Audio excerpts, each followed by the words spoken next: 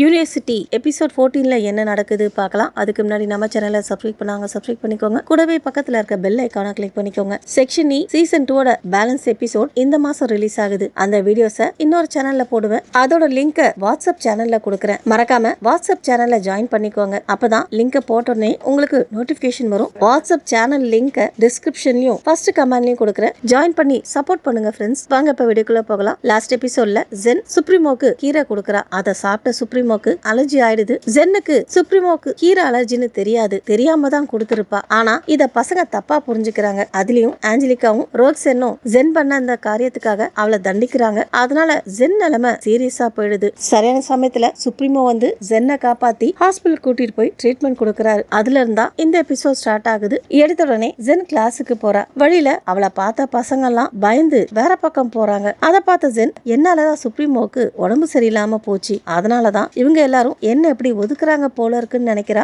அடுத்துதான் சுப்ரீமோவை பார்த்த ஜென், உங்களுக்கு நடந்ததுக்கு நான் தான் காரணம். நான் எவ்வளவு மன்னிப்பு கேட்டாலும் அவங்க எல்லாரும் என்ன மன்னிக்க மாட்டாங்கன்னு சொல்றா. அதை கேட்ட சுப்ரீமோ, ஜென் நீ என்ன பேசிட்டு இருக்கன்னு கேக்குறாரு. அதுக்கு இவ ஸ்டூடெண்ட்ஸ் எல்லாம் என்ன அவாய்ட் பண்றாங்கன்னு வருத்தமா சொல்றா. அதுக்கு அவரு அவங்களோட ராணிக்கு மரியாதை செலுத்துற ஒரு முறைன்னு இதை நான் நினைக்கிறேன். நீ மயக்கத்துல இருந்தப்போ இங்க நிறைய விஷயங்கள் மாறிடுச்சு. கேம்பஸோட செக்யூரிட்டி டபுள் ஆகிடுச்சு. உன்னை கஷ்டப்படுத்தின எல்லாருக்கும் ஏற்கனவே தண்டனை கிடைச்சிருச்சுன்னு சொல்றாரு. அவங்களுக்கு என்ன தண்டனை கொடுத்தீங்கன்னு இவ கேட்க, அதை நீ தெரிஞ்சுக்காம இருக்கிறதா உனக்கு நல்லது. இதுக்கப்புறம் ரோக்சன் இந்த யூனிவர்சிட்டியோட குயின் கிடையாது, நீதான்னு சொல்றாரு. எப்படின்னு ஜென் கேட்க, அதுக்கு சுப்ரீமோ, உனக்கு அதிக மரியாதை கிடைக்கிறதுக்காக நான் தான் அப்படி பண்ணேன். இதுக்கப்புறம் உன்னை யாரும் ஈஸியா தொட முடியாது. அதுக்கப்புறம் மேட் தான் இந்த யூனிவர்சிட்டியோட புது கிங்னு சொல்றாரு. அதை கேட்ட ஜென் ரொம்ப சந்தோஷப்படுறா. இப்பவே போய் மேட்டை பார்த்துட்டு வரேன்னு சொல்லிட்டு கிளம்புறா. சுப்ரீமோ அவளை தடுக்க, நான் மேட்டை பார்த்துட்டு வந்துடுறேன்னு சொல்றா. சுப்ரீமோ, இப்ப நீ எங்கேயும் போக கூடாதுன்னு சொல்றாரு. நான் தான் இப்ப குயின்னு ஜென் சொல்ல, அதுக்கு இவரு, நான் அதை பத்திலாம் கவலைப்பட மாட்டேன்னு உனக்கே தெரியும். எதுக்காக மேட் மேல மட்டும் இவ்வளவு கவனம் செலுத்துறன்னு கேக்குறாரு. அவன் என்னோட ஃப்ரெண்டு மட்டும் கிடையாது, முதல்ல அவனைத்தான் விரும்புனன்னு சொல்றா. அதுக்கு இவரு, ஆனா இப்போ என்னத்தானே விரும்புறன்னு சொல்ல, அதுக்கு இவ கிண்டலா, உங்களுக்கு நிச்சயமா தெரியுமான்னு கேக்குறா. அதை கேட்ட சுப்ரீமோ ஒரு மாதிரி ஆயிடுறாரு. ஏன் ஜென், நான் ஏதாவது தப்பா சொல்லிட்டேனான்னு கேக்குறாரு. அந்த நேரத்துல ஒரு பொண்ணு அலறிக்கிட்டே அங்க வந்து விழறா. பார்த்தாக்க அது ஆஞ்சலிகா. அவ அப்படி அலறதுக்கு காரணம் நிக்கி. அதை பார்த்த ஜென் அவளை காப்பாத்துறதுக்காக போறா. சுப்ரீமோ அவளை தடுத்துறாரு. ஜென் சுப்ரீமோ கிட்ட ஆஞ்சலிகாவை காப்பாத்துங்கன்னு சொல்றா. அதுக்கு சுப்ரீமோ முடியாதுன்னு சொல்லிட்டு அடுத்ததா ஆஞ்சலிகாவை பார்த்து, கவலைப்படாத, நீ உயிரோட தான் இருப்பன்னு சொல்றாரு. அப்ப நிக்கி ஆஞ்சலிகாவை அங்கிருந்து கூட்டிட்டு போயிடுறா. அதை பார்த்த ஜென், நீங்க பண்றது ரொம்ப ஓவரா இருக்குன்னு சொல்றா. அடுத்ததான் SSG ஆபீஸ்க்கு போன ஜென் அவளோட வேலையை பார்த்துட்டு இருக்கா. அப்போ அங்க வந்த கேத், உன்னை கஷ்டப்படுத்தவங்களுக்கு சுப்ரீமோ கொடுத்த பனிஷ்மெண்ட்டை பத்தி ஏதாவது தெரிஞ்சுக்கிட்டியான்னு கேக்குறாங்க. கேள்விப்பட்டேன்னு சொன்ன ஜென் மனசுக்குள்ள,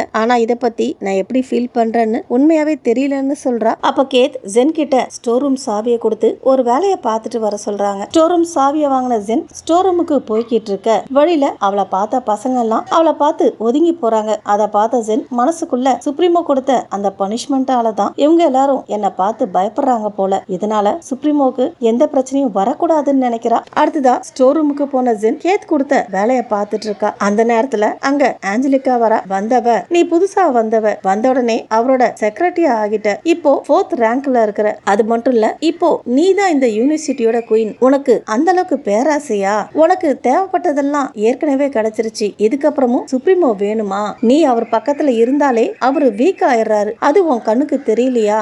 நீ அவரை வீக் ஆக்குற. அவருக்கு நீ ஒரு சொமான்னு சொல்றா. அதுக்கு ஜென், எனக்கு தெரியும் சுப்ரீமோ கஷ்டப்பட்டார்னா நானும் கஷ்டப்படுவேன்னு சொல்றா. அதுக்கு ஆஞ்சலிகா, இதெல்லாம் உன்னோட தப்பு தான். நீ அவர் வாழ்க்கையில குறுக்க வராம இருந்திருந்தா இப்ப அவரு கஷ்டப்பட்டிருக்க மாட்டாரு. ஏன் ரெண்டு பேருமே இப்படி கஷ்டப்பட வேண்டிய அவசியமே இருந்திருக்காதுன்னு சொல்றா. அதுக்கு ஜென், நான் தான் அவரை காதலிச்சேன்னு நினைச்சியா? இதெல்லாம் ஒரு ஆக்சிடென்ட்னு சொல்றா. ஆனா ஆஞ்சலிகா அவ சொல்றத கேட்காம ஜென்னை ஸ்டாக் ரூம்ல வச்சு கதவை பூட்டுறா. ஜென் ஆஞ்சலிகாவை கதவை திறக்க சொல்றா. ஆனா ஆஞ்சலிகா, இதெல்லாம் சுப்ரீமோட நல்லதுக்காக தான் பண்றேன்னு சொல்லிட்டு கதவை திறக்காம அங்க இருந்து போயிடுறா. ஜென்னும் கதவை தட்டி பாக்குறா. ஆனா யாருமே அவளுக்கு உதவி பண்ணல. வேற வழி இல்லாம ஸ்டோர் ரூம்ல இருக்கா. ஈவினிங்கும் ஆயிடுது. அப்ப அவ பார்ட்டிக்கு முன்னாடி சுப்ரீமோ, கேத், VP 3 பேரும் SSG ஆபீஸ்ல பேசிட்டு இருந்ததை நினைச்சு பாக்குறா. அதுக்கப்புறம் மேடம் வயலட் சுப்ரீமோ கிட்ட அவர் பதவிக்கு உண்டான ரூல்ஸ பத்தி சொன்னாங்க இல்லையா, அதையும் நினைச்சு பார்த்துட்டு, நான் இங்க இருந்து வெளியே போன உடனே ஒரு முடிவு எடுக்கணும். இப்படி நடுவுல தத்தளிச்சுட்டு இருக்க கூடாது. ஏதாவது ஒரு பக்கம் நிக்கணும். எந்த பக்கம் இருக்கணும்னு சரியான முடிவு எடுத்துட்டு அதிலே வாழணும்னு மனசுக்குள்ளவே சொல்றா. அப்போ அங்க சுப்ரீமோ வரார். வந்தவர் ரூம் கதவை திறந்து ஜென் நீ நல்லா இருக்கியா, யார் இப்படி பண்ணதுன்னு பதட்டமா கேக்குறாரு. ஜென் அதுக்கு எந்த பதிலும் சொல்லல. அவளோட நிலைமைய பார்த்த சுப்ரீமோ பரவாயில்ல அப்புறமா சொல்லுன்னு சொல்லிட்டு அவளை கூட்டிட்டு போறாரு. அப்போ அங்க மேட் வரான். மேட்டை பார்த்த உடனே ஜென் ஓடி போய் அவனை கட்டி பிடிச்சுக்கிறா. அதை பார்த்த சுப்ரீமோ ஒரு மாதிரி ஆயிடுறாரு. அடுத்ததான் மேட் கை தாங்களா அவளை கூட்டிட்டு போக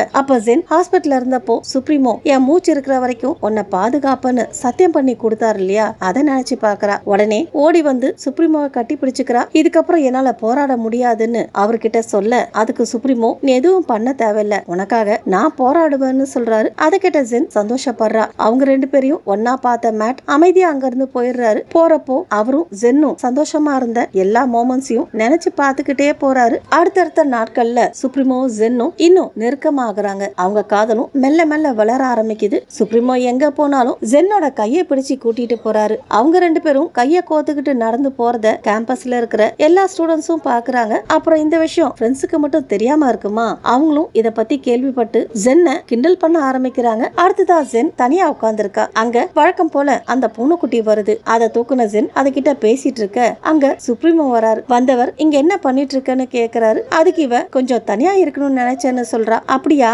அப்ப நான் போகட்டுமான்னு அவரு கேட்க அவளும் லைட்டா சிரிச்சுக்கிட்டே போங்கன்னு சொல்றா. அதுக்கு சுப்ரீமோ முடியாது, என்னை ஏன் இவ்வளவு எரிச்சலோட பாக்குறன்னு கேக்குறாரு. அதுக்கு இவ என்னால நீங்க பாதிக்கப்படக்கூடாதுன்னு சொல்லிட்டு அங்கிருந்து போக போறா. ஆனா சுப்ரீமோ அவளை எட்டி கட்டி பிடிச்சுக்கிறாரு. அதனால ஷாக்கான ஜென் என்ன இதுன்னு கேட்க அதுக்கு சுப்ரீமோ கட்டிப்பிடி வைத்தியம்னு சொல்றாரு. ஜென் புரியாம முழிக்கிறா. அப்போ சுப்ரீமோ இந்த சுப்ரீமோட ஹக் ரொம்ப எஃபெக்டிவான மருந்து, எந்த வழியா இருந்தாலும் ஈஸியா போயிடும், உனக்கு எப்ப தேவைப்பட்டாலும் உடனே என்கிட்ட வான்னு சொல்றாரு. அதுக்கு ஜென் அப்படின்னா எனக்கு ஒன் மோர் கிடைக்குமான்னு கேக்குறா. அதுக்கு இவரு ஓவர் டோஸ் ஆயிடுச்சுன்னா அப்புறம் இதுக்கு அடிக்ட் ஆயிடுவேன்னு சொல்றாரு. அதுக்கு இவ பரவாயில்லன்னு சொல்லிட்டு சுப்ரீமோவை கட்டி பிடிச்சுக்கிறா. அடுத்துதான் சுப்ரீமோவும் ஜென்னும் எஸ்எஸ்ஜி ஆபீஸ்க்கு போறாங்க. அவங்க பின்னாடியே வந்த விபி சுப்ரீமோ கிட்ட சண்டை என்ன பண்ண போறீங்கன்னு கேக்குறாரு. அதுக்கு சுப்ரீமோ எந்த பதிலும் சொல்லல. அதனால விபி ஜென் கிட்ட சுப்ரீமோக்காக நீங்க ஏதாவது பிளான் வச்சிருக்கீங்களா, அவருக்காக ஏதாவது பண்ணணும்னா சொல்லுங்க, நீங்க என்ன சொன்னாலும் நாங்க அதை பண்றோம்னு சொல்றாரு. அப்படியா,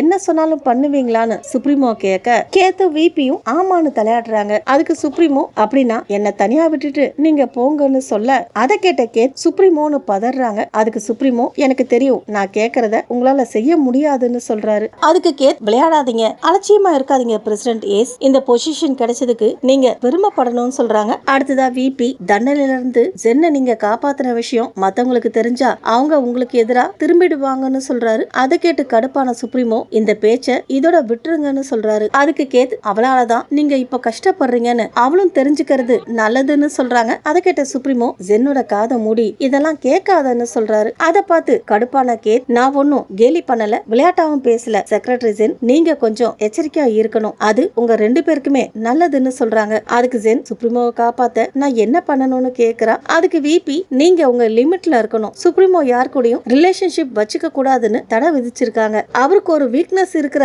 அறிகுறி கூட வெளியே தெரியக்கூடாதுன்னு சொல்றாரு. அடுத்ததா கேத் சுப்ரீமோ கொஞ்சம் எச்சரிக்கையா இருங்கன்னு எச்சரிக்கை பண்றாங்க. ஆனா சுப்ரீமோ ஜென் எங்கேயும் போக மாட்டா, எனக்கு என்ன ஆனாலும் அதை பத்தி எனக்கு கவலை கிடையாதுன்னு சொல்றாரு. இவங்க பேசுறதெல்லாம் ரோக்சன் ஒட்டு கேட்டுட்டு இருந்த மாதிரி அந்த நேரத்துல உள்ள வரா. வந்தவ ஜென்னை ரொம்ப நாளைக்கு முன்னாடியே தண்டிச்சிருக்கணும், நீங்க தான் அவளை காப்பாத்தி இருக்கீங்க, இதுல கொஞ்சம் கூட நியாயம் கிடையாதுன்னு சொல்றா. விபி அவளை தடுக்க பார்க்க இந்த விஷயம் வெளியே இருக்கவங்களுக்கு தெரிஞ்சா என்ன ஆகும்னு தெரியுமான்னு கேக்குறா. ரோக்சன் நீ இங்க என்ன பண்ற, தேவையில்லாம எஸ்எஸ்ஜி ஆபீஸ்ல பிரச்சனை பண்ணாதன்னு சொல்லியும் அவ கேட்க மாட்டேங்கிறா. திரும்பி சுப்ரீமோவை பார்த்து நீங்களும் உங்க செக்ரட்டரியும் ரிலேஷன்ஷிப்ல இருக்கீங்களான்னு கேக்குறா. சுப்ரீமோ ரொம்ப தைரியமா ஆமான்னு சொல்றாரு. அது கேட்ட ரோக்சன் வாவ் என்ன ஒரு ட்விஸ்ட், ஆனா எனக்கு ஆச்சரியமா இல்லன்னு சொல்லிட்டு ஜென்னை அவமானப்படுத்த ஆரம்பிக்கிறா. அதுல கடுப்பான சுப்ரீமோ வாய மூடுன்னு சொல்றாரு. ஆனா ரோக்சன் நான் இப்படிதான் பேசுவேன், பழைய சுப்ரீமோ காணாம போனதுக்கு என்ன காரணம்னு உங்களுக்கு தெரியும்ல, அதே காரணத்தினாலதான் நீங்களும் காணாம போக போறீங்க,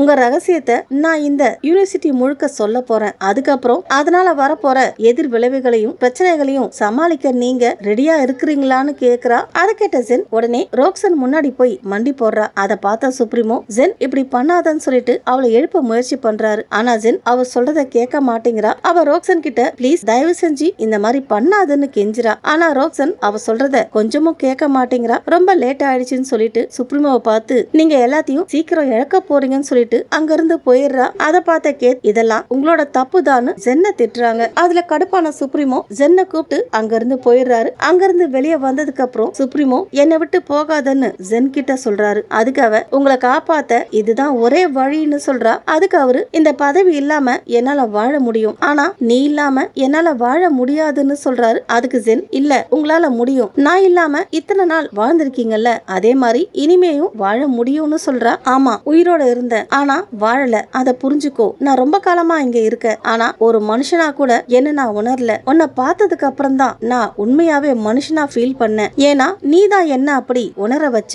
நானும் மூச்சு விடுறேன்னு உன்னாலதான் உணர்ந்தன்னு சொல்றாரு. ஆனா ஜென் அவரு சொன்னதுக்கு ஒத்துக்க மாட்டேங்கிறா. நாம பிரிஞ்சிடலாம் அதான் நல்லதுன்னு சொல்றா. ஆனா சுப்ரீமோ அவ சொல்றதை ஏத்துக்க மாட்டேங்கிறாரு. எனக்குன்னு இருக்கிறது நீ மட்டும்தான், அதையும் என்கிட்ட இருந்து எடுத்துக்காத, எனக்கு நீ வேணும், என்கிட்ட இருக்க எல்லாத்தையும் விட நீ தான் முக்கியம்னு சொல்றாரு. அதுக்கு இவ உங்ககிட்ட இருக்கிற எல்லாத்துக்கும் நீங்க தகுதியானவர், அதையெல்லாம் இழக்கிறதுக்கு நான் காரணமா இருக்க விரும்பலன்னு அழுதுகிட்டே சொல்றா. அதை கேட்ட சுப்ரீமோ வருத்தமா டார்லிங் ப்ளீஸ் இப்படி பண்ணாத, நீ எனக்கு கிடைச்ச ஒரு பரிசுன்னு சொல்றாரு. அதை கேட்ட ஜென் இன்னும் அழ. அப்போ சுப்ரீமோ என்னோட மனசைய உன்கிட்ட கொடுத்துட்டேன், ப்ளீஸ் என்னை விட்டு போகாத, என்னை விட என்கிட்ட இருக்கிறத விட நான் உன்னதான் அதிகமா விரும்புறேன், அதனால ப்ளீஸ் என்னை விட்டு போயிடாதன்னு கெஞ்சுறாரு. என்ன பண்றதுன்னு தெரியாம ஜென் அழுதுட்டு இருக்க அப்போ சுப்ரீமோ அவளுக்காக ஒரு பாட்டு பாடி அவளை சமாதானப்படுத்துறாரு. அவளை சமாதானப்படுத்தினதுக்கு அப்புறம் ஜென்னை கட்டி பிடிச்சி டார்லிங் நான் இப்போ எப்படி ஃபீல் பண்றேன்னு எல்லாருக்கும் கேக்குற மாதிரி சத்தமா சொல்ல போறேன்னு சொல்றாரு. அதை கேட்டு பதறி போன ஜென் வேண்டான்னு சொல்றா. அதுக்கு சுப்ரீமோ என்னை விட என்கிட்ட இருக்க எல்லாத்தையும் விட நான் உன்னதான் அதிகமா நேசிக்கிறேன், அதனால என்னை விட்டு பிரியாதன்னு சொல்றாரு. அந்த நேரத்துல அவங்க ரெண்டு பேரும் நெருக்கமா இருக்கிறத ரோக்சன் பாத்துறா. கைதட்டி வாவ் வாட் எ சீன்னு சொல்ல ரெண்டு பேரும் உடனே விலகி நிக்கிறாங்க. இந்த நாடகத்தை இதோட நிறுத்தலாமான்னு ரோக்சன் கேட்க அதுக்கு சுப்ரீமோ நீ இன்னும் உயிரோட இருக்கிறத பாக்குறதுக்கு எனக்கு ரொம்ப சந்தோஷமா இருக்குன்னு சொல்றாரு. அதுக்கு இவ உங்க வாழ்க்கையில நீங்க பண்ண மிகப்பெரிய தப்பு அதுதான், என்ன அன்னைக்கே விட்டுருக்க கூடாதுன்னு கோவமா சொல்றா. அதை கேட்ட சுப்ரீமோ கையில ஆயுதத்தை எடுக்க அதுல இருக்க முத்திரைய பார்த்து ரோக்சன் ஏதோ சொல்ல வரா. அப்போ சுப்ரீமோ நான் 3 எண்ணுவேன் அதுக்குள்ள போயிடுன்னு சொல்லிட்டு 1 2ன்னு எண்ண பயந்து போன ரோக்சன் அங்க இருந்து ஓடி போயிடுறா. அடுத்ததா சுப்ரீமோ சாப்பிட போகலாமான்னு ஜென் கிட்ட கேட்க எனக்கு கிளாஸுக்கு லேட் ஆகுதுன்னு சொல்றா. அப்போ நாளைக்கு சேர்ந்து சாப்பிடலாமான்னு கேக்குறாரு. நாளைக்கு என்னன்னு ஜென் கேட்க அதுக்கு சுப்ரீமோ ப்ளீஸ் ஜென் விளையாடாதன்னு சொல்றாரு. அதாவது நாளைக்கு சுப்ரீமோடைய பர்த்டே. அப்ப ஜென் நான் கிஃப்ட் இன்னும் ரெடி பண்ணலன்னு சொல்றா. சுப்ரீமோ அவ கைய பிடிச்சி எனக்கு நீ மட்டும் போதும்னு சொல்றாரு. விளையாடாதீங்கன்னு ஜென் சொல்ல நான் சீரியஸா தான் சொல்றேன், நீ என் பக்கத்துல இருந்தா போதும், வேற எதுவும் தேவையில்லை, நாம ரெண்டு பேரும் டான்ஸ் ஆடுறத எல்லாரும் பார்க்கணும், அதுதான் என்னோட பெரிய கனவு, அந்த கனவை நிஜமாக்க நீ உதவி பண்ணணும்னு ஆசையா சொல்றாரு. அதுக்கு ஜென் சரி நாளைக்கு பார்க்கலாம் சொல்லிட்டு அங்க இருந்து போயிடுறா. வழியில நிக்கியும் நாசேரும் இருக்கிறாங்க. அவங்க ஜென்னை தடுத்து நாளைக்கு நடக்க போற சுப்ரீமோ பர்த்டே பார்ட்டில நீ கலந்துக்க கூடாதுன்னு சொல்றாங்க. அதுக்கு ஜென் நீ யாரு என்ன எதுக்கு தடுக்கிறன்னு கேக்குறா. நிக்கி நாங்க தடுப்போம் சொல்லிட்டு அவளும் நாசேரும் சேர்ந்து ஜென்னை பிடிக்க அங்க ரே சில்வானியா வராரு. வந்தவர் அவளை என்ன பண்றீங்கன்னு கேட்க அதுக்கு நாசேர் இது உனக்கு தேவையில்லாத வேலைன்னு சொல்றான். அநேகமா இது போலி ரே சில்வானியா நினைக்கிறேன். அப்போ ரே சில்வானியா நாங்க எங்களோட ஹெட் குவார்டர்ஸ உனக்கு தர முடியாது, அவ உங்க ஆட்களோட இருக்கிறத நினைச்சா எனக்கு கவலையா இருக்குன்னு சொல்றாரு. அதை கேட்ட நிக்கி அன்னைக்கு ராத்திரி இவளை விட்டது நீ தானேன்னு கேட்க அதுக்கு ரே சில்வானியா சின்ன சஜஷன் சொன்ன அவ்வளவுதான்னு சொல்றாரு. உன்னோட ஒப்பீனியன் எங்களுக்கு தேவையில்லை, நாங்க இவ்வளவு சமாளிச்சுப்போம், உனக்கு வேலை இருந்தா அதை போய் பாருன்னு சொல்றா. அதுக்கு ரிலாக்ஸ்னு சொன்ன ரே சில்வானியா அடுத்ததா ஜென்னு கிட்ட உன்னால சமாளிக்க முடியும்னு சொன்னல பாத்துக்கோன்னு சொல்லிட்டு போயிடுறாரு. அவன் அங்க இருந்து போனதுக்கு அப்புறம் நிக்கி ஜென் கிட்ட நாங்க உன்னோட நல்லதுக்காக தான் சொல்றோம், இந்த இடத்துல காதலுக்கு எந்த மதிப்பும் கிடையாது, காதல்னா பலவீனம்னு சொல்றா. அதை கேட்ட ஜென் கடுப்பாகி பலவீனமா, காதல் பலவீனம்னா நீங்க ரெண்டு பேரும் காதலிக்கிறீங்களே அப்போ நீங்க ரெண்டு பேரும் எப்ப இறக்க போறீங்கன்னு கேக்குறா. அதுக்கு நிக்கி நாங்க ரெண்டு பேரும் பண்றது காதல் கிடையாதுன்னு சொல்றா. அப்போ அங்க மேட் வராரு. வந்தவர் அவளை கஷ்டப்படுத்தாதீங்கன்னு சொல்ல மேட்டை பார்த்த ஜென் உதவி பண்ண போறாருன்னு நினைக்க அப்ப நிக்கி அவ ஒத்துழைப்பு கொடுத்தா நாங்க இவளை கஷ்டப்படுத்த மாட்டோம், பத்திரமா பாதுகாப்பா வச்சுக்கிறோம் சொல்றா. அப்ப ஜென் மேட் உதவி பண்ண மாட்டியான்னு கேட்க முடியாதுன்னு சொன்ன மேட் திரும்பி நின்னு உன்னால சுப்ரீமோ பர்த்டேவை அட்டன் பண்ண முடியாது, அட்டன் பண்ணினா அவன் கனவை பாழாக்கிடுவ, உன் மேல அன்பு வச்சிருக்கவங்கள நீ ரொம்ப காயப்படுத்துற சொல்லிட்டு அங்க இருந்து போயிடுறாரு. அன்னைக்கு ராத்திரி ஜெரோம் ஒரு இடத்துக்கு போறான். அது எந்த இடம்னா சுப்ரீமோ அதிகபட்ச தண்டனை கொடுக்கறவங்கள அடைச்சு வைக்கிற இடம் அது. அந்த ஷட்டரோட கேட் சாவி இவனுக்கு எப்படி கிடைச்சதுன்னு தெரியல. கேட்டை திறந்து உள்ள போறான். கொஞ்ச நேரம் கழிச்சுதான் வெளியே வரான். உள்ள என்ன பண்ணா என்ன நடந்துச்சுன்னு நமக்கு காமிக்கல. இன்னொரு பக்கம் மேடம் வயலட் வயலட் யார்கிட்டயோ பேசிட்டு இருக்காங்க. என்ன பேசுறாங்கன்னா, நான் ஏன் உன்னை இங்க வர சொன்னேன்னு தெரியுமா? ஏன்னா நான் உன்னை ரொம்ப நம்புறேன். நீ மத்தவங்கள மாதிரி கிடையாது. உன்னோட உண்மையான மதிப்பு எங்களுக்கு தெரியும். எனக்காக கடைசியா ஒரு வேலை பார்க்கணும். ரொம்ப சீக்கிரம் இங்க ஒரு போர் வரப்போகுது. ஆனா அது வேற யாருக்கும் தெரியாது. இந்த யூனிவர்சிட்டியில இருக்கிற அந்த 2 பெரிய குரூப்பு கூட தெரியாது. நான் சொல்ற வேலைய நீதான் கச்சிதமா முடிக்கணும். உன்னை நம்பலாமா? உனக்கு இந்த இடத்தை விட்டு போகணுமா? உன் பேரண்ட்ஸ பார்க்கணுமா? மறுபடியும் அவங்க கூட வாழணுமா? என்னால மட்டும்தான் அதெல்லாம் உனக்கு கொடுக்க முடியும். அந்த பவர் என்கிட்ட மட்டும்தான் இருக்குன்னு சொல்றாங்க. அப்பதான் கேமரா அவங்களுக்கு ஆப்போசிட் சைட் திரும்புது. அவங்களுக்கு முன்னாடி லூக் உட்கார்ந்துட்டு இருக்கான். அப்படின்னா லூக் இப்போ மேடம் வயலட்டோட கையால மாறிட்டான் போல. மேடம் வயலட் சொன்னதை கேட்ட லூக் சிரிச்சுக்கிட்டே, நீங்க சரியான ஆளதான் தேர்ந்தெடுத்திருக்கீங்கன்னு சொல்றான். அதுக்கு மேடம் வயலட் குட் பாய்னு பாராட்டுறாங்க. இதோட தான் இந்த எபிசோட் முடியுது. ஓகே ஃப்ரெண்ட்ஸ், இந்த வீடியோ உங்களுக்கு பிடிச்சிருந்தா நம்ம சேனலை லைக் பண்ணுங்க, ஷேர் பண்ணுங்க. தேங்க்ஸ் ஃபார் வாட்சிங்.